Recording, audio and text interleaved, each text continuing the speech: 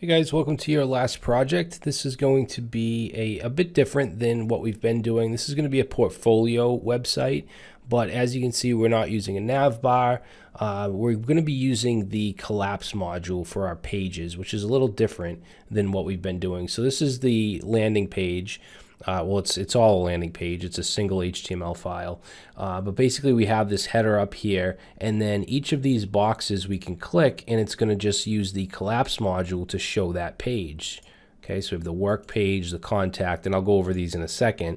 But let's talk about the header. So basically we're going to have a grid. We'll have this as a column and this as a column, and then we're going to do a lot of flexbox stuff within here. So we're going to have a flex column, which is a vertical flexbox. So each of these three sections will be flex items in the column, and then this itself will be a flex row. Okay, so the name, the icons. This will also be a flex row, so these boxes with these icons.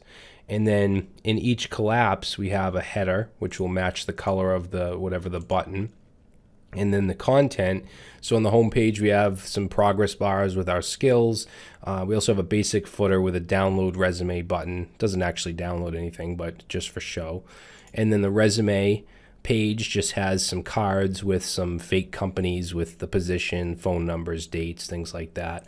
The work page just has some photos. We're going to use Echo Lightbox again so that we can have a lightbox effect here. We're going to remove the gutters so there's no spacing in the grid here. Same thing with these. And then we have the contact page, which is a basic form with some input groups. We're going to use some input prepends with some icons, make them red, make the input boxes dark. So pretty simple theme, but it's much different from what we've been doing. It's also very responsive. So if we go down to like a mobile view, you can see it still looks good. Collapsibles still look good, and everything is nice and responsive. All right, so that's what we'll be building, guys. Let's go ahead and get started.